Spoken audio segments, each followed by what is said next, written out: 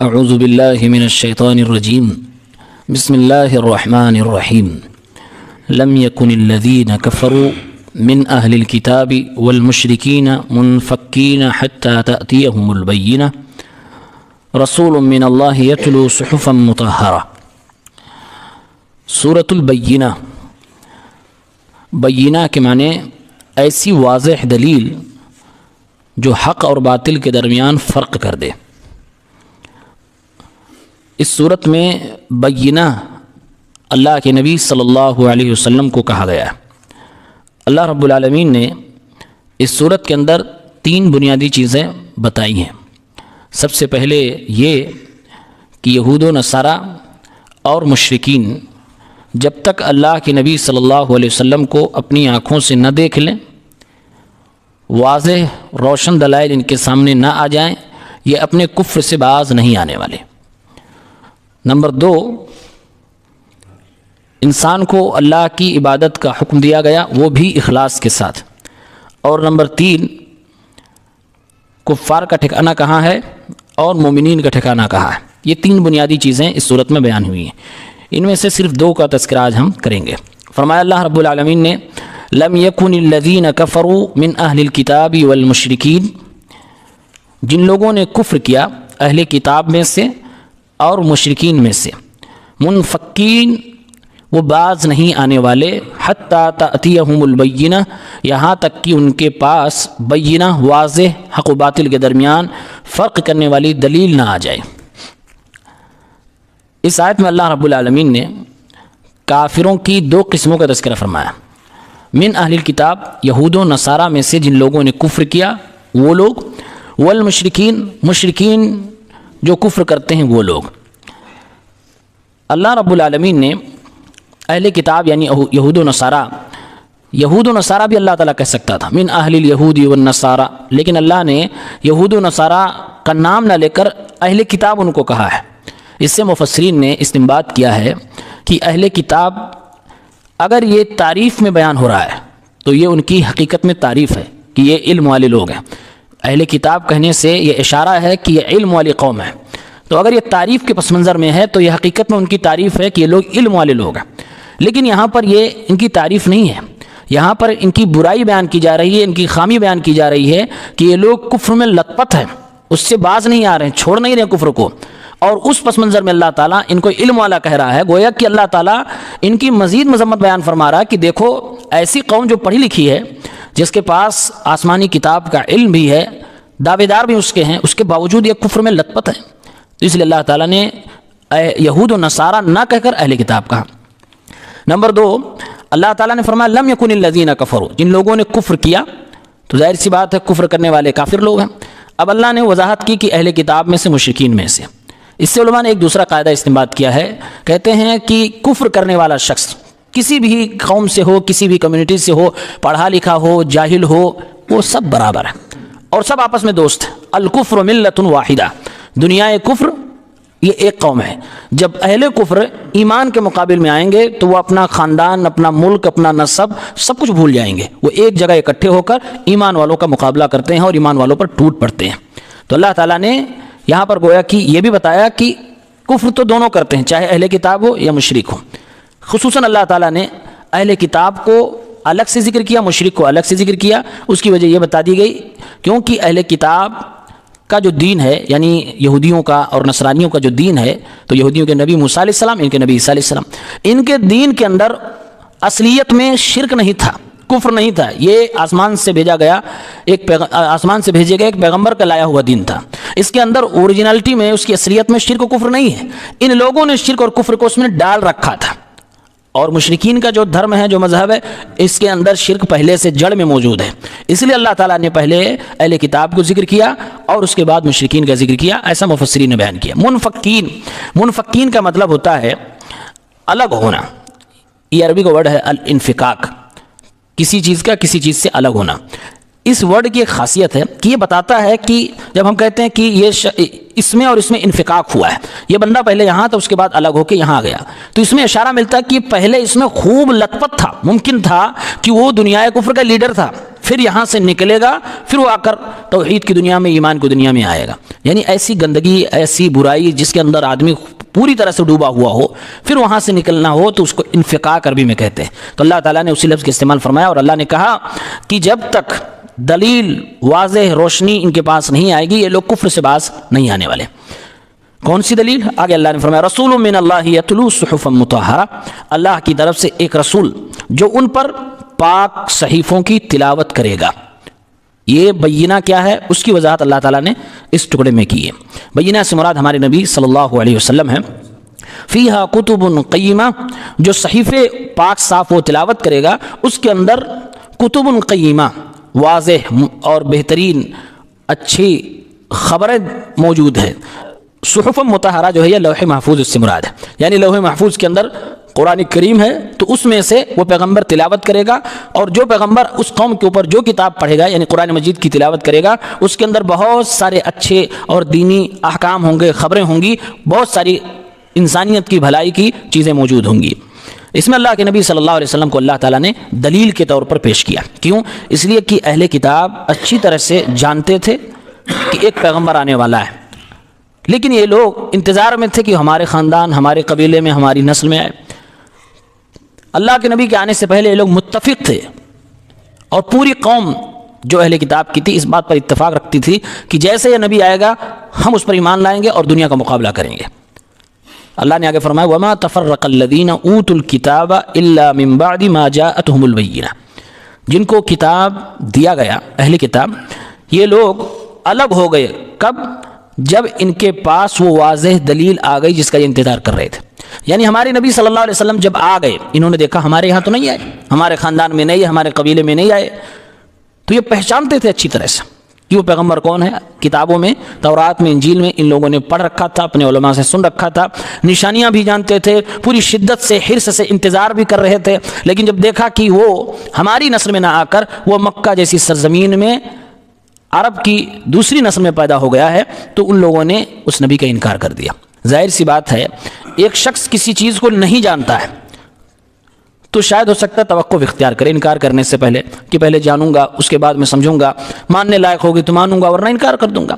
یہ لوگ جانتے تھے کہ یہ نبی ہے اور یقین سے جانتے تھے. کتنا یقین تھا؟ اللہ تعالیٰ نے فرمایا کہ جیسے ایک باپ کو یقین ہوتا ہے کہ یہ میرا بیٹا ہے، ایسے ان لوگوں کو یقین تھا کہ یہ نبی ہے. اس کے باوجود سب سے پہلے اہل کتاب نے نبی کا انکار کیا ہے.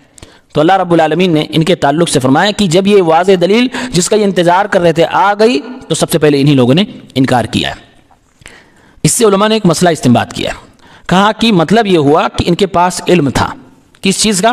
نبی کی صداقت کا، نبی کی نبوت کا، آپ کے سچے ہونے کا. اس کے بعد انہوں نے انکار کیا. اگر ہم مقابلہ کریں مشرکین مکہ کے اور اہل کتاب کے درمیان تو معلوم ہوتا ہے کہ زیادہ بڑے مجرم اہل کتاب ہیں. کیوں؟ اس لیے کہ ان کے پاس علم تھا اس نبی کے سچے ہونے کا جو کہ آسمانی کتابوں کے ذریعے سے ان کو ملا تھا، ان کے علماء کے ذریعے سے ملا تھا. اس کے باوجود ان لوگوں نے نہیں مانا تو یہ زیادہ مستحق ہے کہ اللہ رب العالمین کے عذاب کے چپیٹے میں آئے. مشرکین نے بھی نہیں مانا لیکن ان کے پاس علم نہیں تھا، اس لیے انہوں نے اوٹ پٹانگ دلیلیں دی کہ تم ہمارے ہی درمیان پیدا ہوئے، تم کو کیسے نبی بنا دیا گیا، بڑے لوگ موجود تھے ان کو نہیں بنایا، تم کیسے یتیم ہو کے نبی ہو سکتے ہو.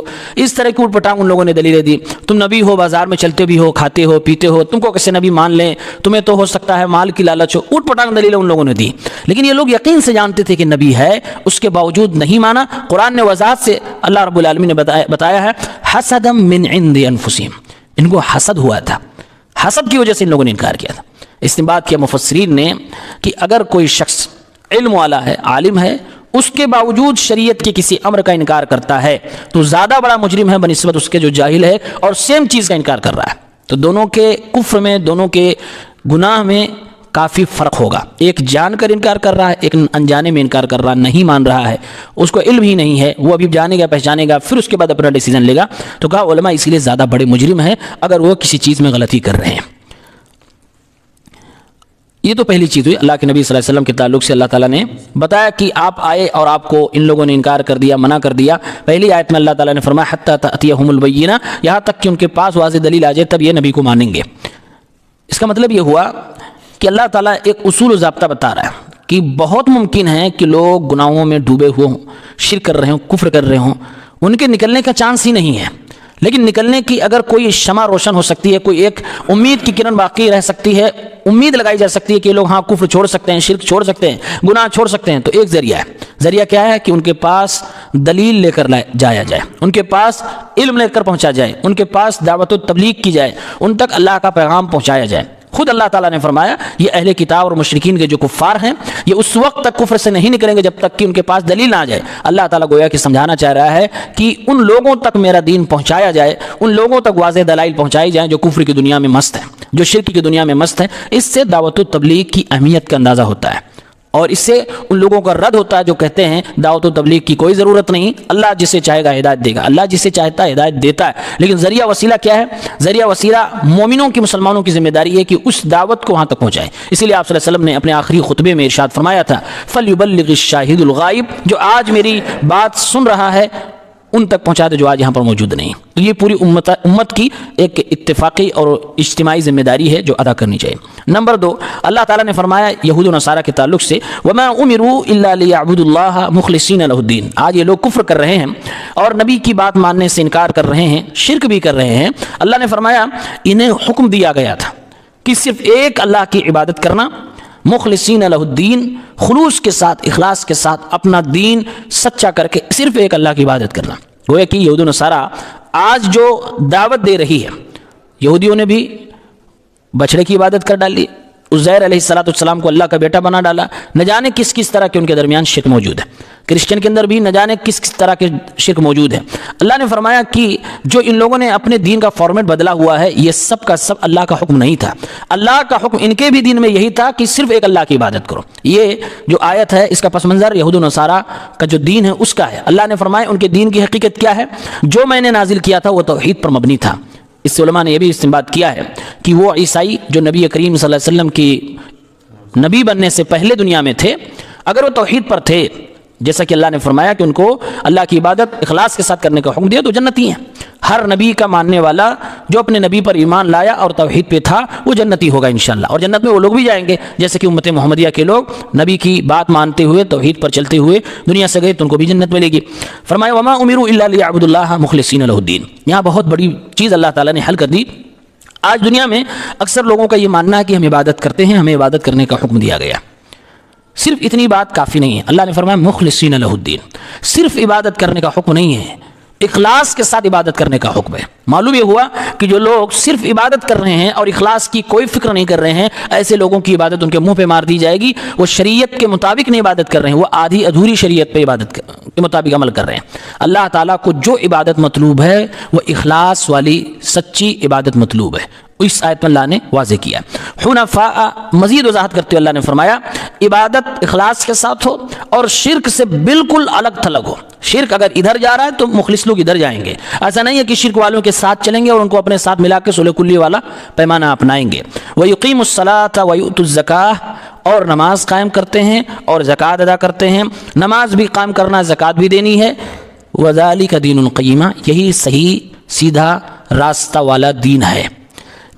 اس آخری آیت کے اندر، آیت نمبر 5 میں اللہ رب العالمین نے جو مسئلہ حل کیا صلح کلی کے خلاف۔ جو لوگ کہتے ہیں کہ ہم توحید پرست ہیں، ہم موحد ہیں اور یہ ہمارا مشرک بھائی ہے، اس کو بھی اپنا بھائی بناتے ہیں، اس کو ناراض نہیں کرنا، لہذا اس کے سامنے توحید نہیں بیان کرنی ہے، اس طرح کا جس کا بھی نظریہ ہے قرآن کے خلاف ہے۔ قرآن نے کہا کہ خالص اللہ کی عبادت کرنی ہے۔ حنفاء، حنیف ایک لفظ ہے، حنیف اسی کی جمع ہے حنفاء۔ مطلب یہ ہوتا ہے کہ آدمی دو چیزیں دیکھ رہا ہے، ایک توحید ایک شرک، اس کو توحید پہ چلنا بھی ہے اور توحید کی طرف جھک کے رہنا بھی ہے۔ آج لوگ کیا کر رہے ہیں؟ اکثریت تو یہ ہے کہ توحید کو مان نہیں رہی ہے، شرک پہ چل رہی ہے، شرک والوں کے ساتھ ہے بھی۔ کچھ ایسے بدنصیب توحید پرست ہیں جو توحید پہ چلتے تو ہیں لیکن شرک کی طرف جھکے ہوئے ہوتے ہیں، یہ غلط ہے۔ اللہ نے فرمایا حنفاء، مطلب یہ تمہیں توحید پہ چلنا بھی ہے، توحید والوں کے ساتھ رہنا بھی ہے، تمہارا جھکاؤ بھی توحید والوں کے ساتھ ہونا چاہیے، تمہاری محبت بھی توحید والوں کے ساتھ ہونی چاہیے، تمہیں شرک کی طرف جھکاؤ نہیں رکھنا۔ عام طور سے صلح کلی والے اسی نظریے کے ہوتے ہیں کہ وہ توحید پہ چلتے بھی ہیں ان کے خیال کے مطابق، لیکن ان کا جھکاؤ ادھر بھی ہوتا ہے، یہ قرآن کے نظریے کے خلاف۔ اور اللہ تعالیٰ نے یہاں پر عبادت کا تذکرہ کیا جو کہ اصل ہے، جس کو ہم کہہ سکتے ہیں یہ اصولی چیز ہے، یہ اسلام کی بنیاد ہے کہ عبادت کرنا اخلاص کے ساتھ کرنا۔ اور اس کے بعد اللہ نے فوراً فروعی چیز کا تذکرہ کیا۔ فروعی چیز میں سے سب سے بڑی چیز نماز ہے، اس کے بعد زکوٰۃ ہے۔ معلوم یہ ہوا کہ اصولی چیز اور فروعی چیز دونوں جب ملا کے بندہ چلتا ہے تب وہ دین پہ چلتا ہے. اس لیے اللہ نے فرمایا وذالک دین القیمہ. دین قیم کیا ہے؟ سیدھا راستہ کیا ہے؟ اوریجنل دین کیا ہے جو اللہ تعالیٰ پسند کرتا ہے اور جس کی بنیاد پہ اللہ جنت و جہنم دے گا، جیسا کہ آگے اللہ بیان فرما رہا ہے. وہ کیا ہے؟ آپ کا عقیدہ بھی صحیح ہو، آپ کا عمل بھی صحیح ہو. جو لوگ صرف عقیدہ صحیح کرتے ہیں اور عمل کے میدان میں کورے ہوتے ہیں، ایسے لوگوں کو مومن نہیں مرجیہ کہا جاتا ہے. ایسے لوگ مرجی ہوتے ہیں کہ عقیدہ تو صحیح کر لیا لیکن بھروسہ اللہ پر اتنا کر لیا، امید اتنی لگا لی کہ وہ عمل چھوڑ بیٹھے کہ تو جنت ہمیں ملی جائے گی. ایسے لوگوں کو مرجیہ کہتے ہیں. افسوس ہے کہ اس دور میں لوگ اس کو اصل ایمان سمجھ رہے ہیں، جبکہ یہ ارجاء ہے، یہ ایک باطل فرقہ ہے کہ جو لوگ اتنی اللہ سے امید لگاتے تھے، کہتے ہیں عمل کی ضرورت ہی نہیں ہے. اور ایک نعرہ دے دیا تھا ان لوگوں نے کہ اگر ہمارا ایمان صحیح ہے، عقیدہ مضبوط ہے، پھر گناہ ہمارا کچھ بگاڑ نہیں پائے گا. ایسا نعرہ لوگوں نے دیا تھا. یہ باطل فرقہ ہے. علماء اسلام نے شدت کے ساتھ ارجاء پر اور مرجیہ لوگوں پر رد کیا ہے. لہذا اللہ تعالیٰ نے بیان فرمایا کہ اصلی ایمان بھی ہونا چاہیے، عقیدہ بھی صحیح ہونا چاہیے. وَيُقِيمُ الصَّلَاةَ وَيُؤْتُ الزَّكَاةَ. دو اللہ تعالیٰ نے بنیادی عمل ذکر کر کے یہ بیان فرمایا کہ اصول اور فروع دونوں ملا کے جب آپ چلو گے تو وہ دین ہوتا ہے. اس کے اپوزٹ کچھ لوگ ہوتے ہیں کہ جو لوگ عمل بہت اچھا کرتے ہیں، عمل کے میدان میں بہت فٹ ہوتے ہیں لیکن عقیدہ خراب ہوتا ہے. علماء مفسرین نے ذکر کیا ہے دنیا میں یہود، نصارہ، مجوسی، یہ تین قومیں ایسی ہیں جنہوں نے اصول میں تو ملیا میٹ کر دیا، عقیدہ بالکل خراب، لیکن عمل کے میدان میں یہ بہت تیزی سے آگے بڑھتے ہیں. تو ایسے لوگ تو اور گمراہ ہیں جن کا عقیدہ ہی نہ صحیح ہو اور عمل کی دنیا میں آگے بڑھ رہے. مسلمانوں میں وہ ہمارے جو تبلیغ کی دنیا میں آگے بڑھتے ہیں وہ لوگ اسی طرح کے کچھ لوگ ہوتے ہیں. وہ اصول پر بات نہیں کرتے، اصول پہ پختگی نہیں حاصل کرتے، عمل کی بات کیے جا رہے ہیں. اس لیے بیلنس بنانا ہے. دین قیم کیا ہے؟ اللہ نے اس آیت میں بتا دیا. دین قیم یہ ہے کہ آپ کا عقیدہ بھی صحیح ہو، عبادت صرف اللہ رب العالمین کی ہو، توحید والوں کی محبت کے ساتھ ہو، توحید کی طرف جھکاؤ کے ساتھ ہو. یہ اصولی بات ہے، یہ بنیادی بات ہے، یہ عقیدے کی بات ہے. اور اس کے بعد تمہارا فروع جو ہے یعنی نماز، روزہ، زکوٰۃ، حج، یہ جو احکامات ہیں اس کے ساتھ عقیدے کے ساتھ جب چلو گے وذالک دین القیمہ، یہی دین قیم ہے، یہی سیدھا راستہ ہے، یہی مضبوط دین ہے، یہی وہ دین ہے جس کو اللہ تعالیٰ پسند فرماتا ہے. اللہ تعالیٰ ہم سب کو نیک عمل کرنے کی توفیق دے. آمین. اعوذ باللہ من الشیطان الرجیم. بسم اللہ الرحمن الرحیم.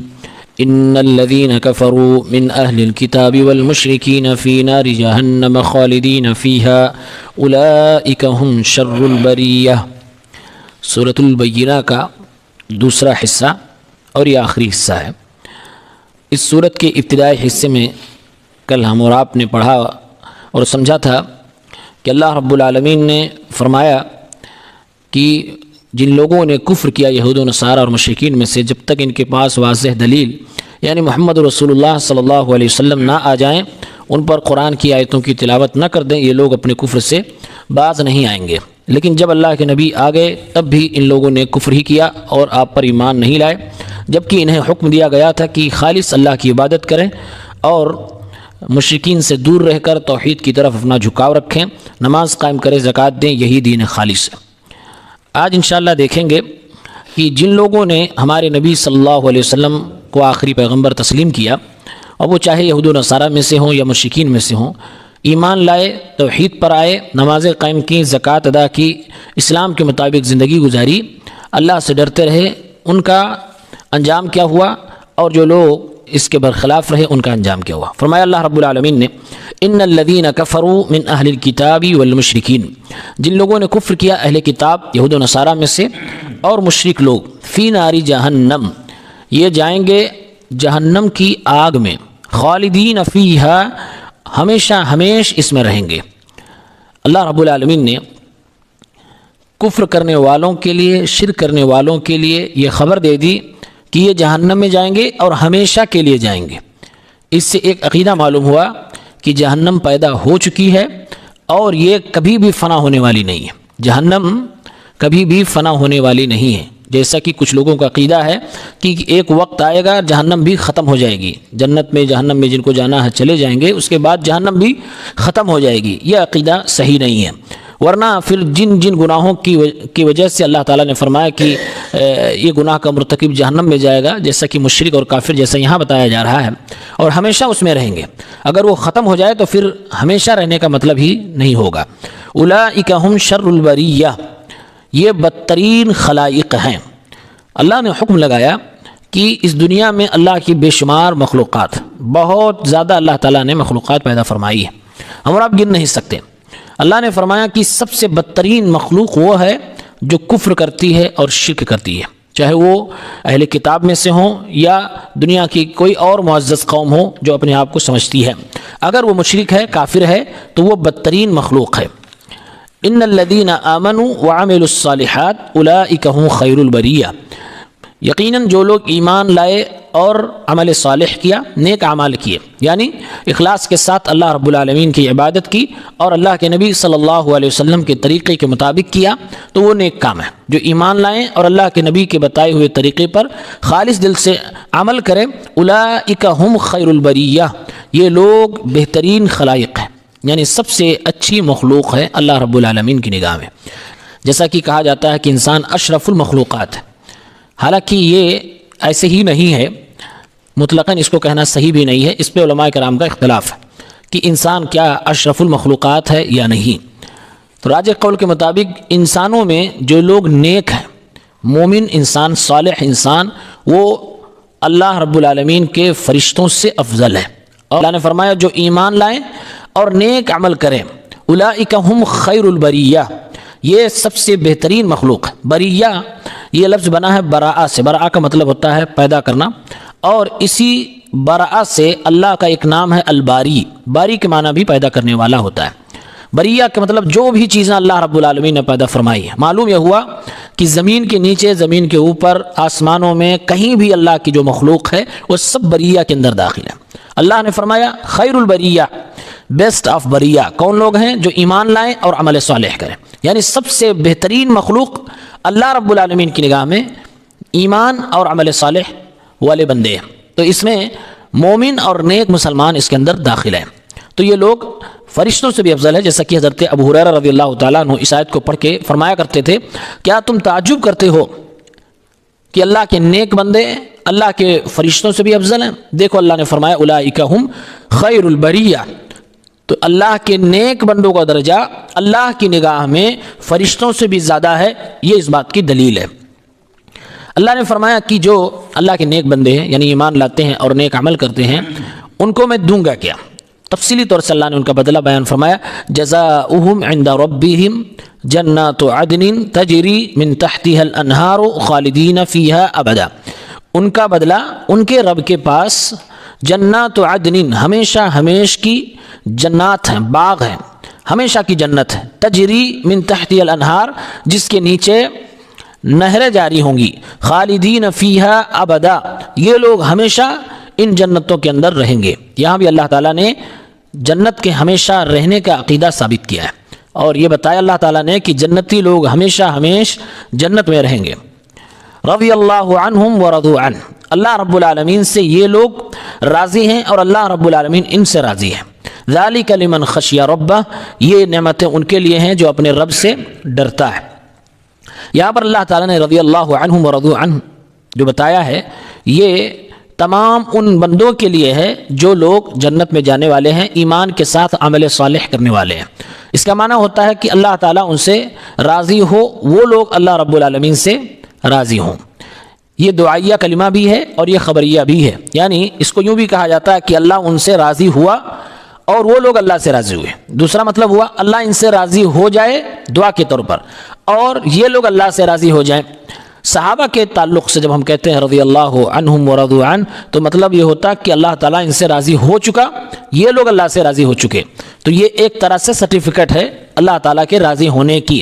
لیکن جب غیر صحابہ کے لیے یہ جملہ ہم بولیں گے تو اس کا معنی دعائیہ ہوگا، یعنی ہم دعا دے رہے ہیں کہ اللہ تعالیٰ ان سے راضی ہو، اور اگر جنتی کے لیے ہم بول رہے ہیں جیسا کہ اس میں اللہ نے بیان کیا، تو دونوں معنی مراد لیا جا سکتا ہے۔ اس لیے علماء نے کہا کہ رضی اللہ عنہ کا جو یہ ٹائٹل ہے، یہ اس امت میں صحابہ کے لیے خاص ہے، لیکن اگر کسی دوسرے شخص کے لیے جو صحابی نہیں ہے بول دیا جائے تو جائز ہے، یہ حرام اور منع نہیں ہے۔ اسی طرح سے رحمت اللہ علیہ یا رحمہ اللہ کا جو ٹائٹل ہے، یہ عموماً صحابہ کے بعد والی پیڑھی کو بولا جاتا ہے، جو نیک لوگ تھے، تابعین کو، تبع تابعین کو، محدثین کو بولا جاتا ہے۔ لیکن اگر یہ رحمہ اللہ کا ٹائٹل اگر صحابہ کے اوپر بول دیا جائے تو اس میں بھی کوئی حرج کی بات نہیں ہے۔ علماء نے بس تھوڑی سی احتیاط کی بات بتلائی ہے کہ اگر کسی غیر صحابی کو رضی اللہ عنہ کہنا ہو تو وہاں واضح کر دینا چاہیے کہ یہ صحابی نہیں ہے جن کو میں رضی اللہ عنہ کہہ رہا ہوں، اور اگر کسی صحابی کو رحمہ اللہ کہنا ہے تو وہاں واضح کر دینا چاہیے کہ یہ میں صحابی کو رحمہ اللہ کہہ رہا ہوں، تو دونوں جائز ہیں۔ ذالک لمن خشی ربہ، یہ آخر میں اللہ تعالیٰ نے بیان فرمایا، یہ ہمیشہ ہمیش کی جنت اور اس کے نیچے نہریں جاری ہونا اور اس میں ہمیشہ رہنا، یہ ان کے لیے ہے جو اپنے رب سے ڈرتے۔ گویا کہ ایمان اور عمل صالح، ایمان ہو نیک عمل ہو، اور ایمان اور نیک عمل کو ایک لفظ میں بیان کرنا ہو تو وہ ہے خشیت الہی، اللہ رب العالمین سے ڈرنا۔ جو شخص اللہ رب العالمین سے ڈرتا ہوگا وہ شخص گناہوں پہ اصرار نہیں کر سکتا، یعنی گناہوں پہ دوام نہیں برت سکتا۔ ایسا نہیں ہے کہ جو شخص اللہ سے ڈرتا ہوگا وہ گناہ کر ہی نہیں سکتا، ایسا نہیں ہے۔ بہت سارے لوگ اللہ سے ڈرنے والے تقوی و پرہیزگار لوگ، ان سے غلطیاں ہو جاتی ہیں، لیکن ایسے لوگوں کی پہچان یہ ہے کہ جیسے ہی تنبیہ ہوتی ہے، ان کو پتہ چلتا ہے کہ مجھ سے گناہ ہو گیا، فوراً اس گناہ کو وہ چھوڑ دیتے ہیں اور توبہ کر لیتے ہیں، ہمیشہ ہمیشہ کے لیے اس سے دور ہو جاتے ہیں۔ یہ نیک لوگوں کی پہچان ہے۔ اللہ نے فرمایا کہ ایسے ہی لوگوں کے لیے جنت بنائی گئی ہے۔ اسی لیے حافظ صلاح الدین یوسف رحمۃ اللہ علیہ فرماتے ہیں ذالک لمن خشی ربہ، اللہ سے ڈرنے والوں کی پہچان یہ ہے کہ وہ اولاً گناہ سے دور ہوتے ہیں، ثانیاً گناہ ہو جائے تو جلدی توبہ کرتے ہیں، دوبارہ پلٹ کر اس پر نہیں آتے ہیں۔ مطلب یہ ہوا کہ جو شخص کنٹینیو کسی گناہ کو کر رہا ہے باوجود یہ کہ اس کو معلوم ہے کہ یہ گناہ ہے، یا پھر وہ گناہ کرنے کے بعد توبہ نہیں کر رہا ہے، تو یہ بات پکی ہے کہ اس کا دل اللہ کے ڈر سے خالی ہے۔ جس دل میں اللہ کا ڈر ہوگا تو وہ گناہ سے دور ہوگا، اور اگر ہو جائے تو توبہ کرنے میں جلدی کرے گا اور ہمیشہ کے لیے اس گناہ کو چھوڑ دے گا۔ ذالک لمن خشی ربہ۔ ایک مفسر نے اس آخری ٹکڑے سے علم اور علماء کی فضیلت بیان فرمائی ہے، کہا قرآن کی دوسری آیت میں اللہ نے فرمایا انما یخشی اللہ من عبادہ العلماء، اللہ کے بندوں میں سے اللہ کے علماء بندے ڈرتے ہیں۔ علماء کا مطلب ہوا کہ جو لوگ اللہ رب العالمین کو جانتے ہیں، اللہ کے صفات سے واقف ہیں، اللہ رب العالمین کے اسماء کی میننگ جانتے ہیں، جس کو ہم اور آپ عام طور سے علماء کہتے ہیں۔ اللہ نے فرمایا کہ سب سے زیادہ اللہ سے ڈرنے والے بندے یہی علماء ہوتے ہیں۔ اس جگہ پہ اللہ نے فرمایا ذالک لمن خشی ربہ، جو اپنے رب سے ڈرتے ہیں ان کے لیے اس طرح کی جنت اور نعمتیں ہیں۔ دونوں آیتوں کو ملایا جائے تو معلوم یہ ہوا کہ علماء اگر اپنے علم پر عمل کے ساتھ باقی رہیں تو یقیناً ان کے لیے بہت بڑی بشارت ہے کہ یہ لوگ جنتی ہوں گے، اور جنت کی یہ نعمتیں ان کے لیے ہوں گی۔ اور یہ بھی ہے کہ رضی اللہ عنہم ورضوا عنہ، اللہ رب العالمین ان سے راضی ہوگا، ورضوان اللہ اکبر، اور اللہ رب العالمین کا راضی ہونا یہ بہت بڑی نعمت ہے۔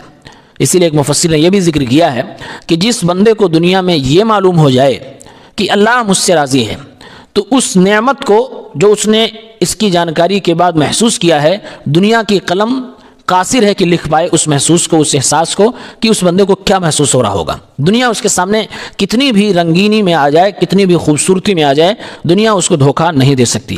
اور شاید یہی وجہ تھی کہ صحابہ کرام کے ادوار میں، ان کی موجودگی میں، اللہ تعالیٰ قرآن کی آیتوں میں بے شمار جگہ پہ کہتا ہے کہ میں مومن بندوں سے، مسلمان بندوں سے راضی ہوں، اور اس وقت صحابہ کرام ہی مومن اور مسلمان تھے۔ ان لوگوں نے اپنی کان سے یہ بات سنی کہ اللہ تعالیٰ راضی ہے، تو اس احساس کو جو انہوں نے محسوس کیا وہ دنیا کی قلم لکھنے سے قاصر ہے، وہ لکھ نہیں سکتی۔ اور اسی احساس کی بنیاد پر ان لوگوں نے اپنی دنیا کی ہر چیز کو اللہ اس کے رسول کے لیے قربان کر دینا گوارا سمجھا، لیکن اسلام کے خلاف وہ نہیں گئے۔ تو یہ صحابہ کا رتبہ اور مرتبہ ہے۔ رضی اللہ عنہم ورضوا عنہ کی اصل جو فیلنگ ہے یہ صحابہ ہی سمجھتے ہیں، اس کو قلم نہیں لکھ سکتی ہے، اور یہ صحابہ کے لیے ایک بہت بڑی موٹیویشن تھی جس سے وہ ایمان پر قائم و دائم تھے اور آخری دم تک اسلام کے لیے لڑتے رہے، اسلام کے لیے جیتے رہے۔ اللہ تعالی ہم سب کو اللہ رب العالمین کی خشیت ہمارے دل میں پیدا فرمائے، آمین یا رب العالمین۔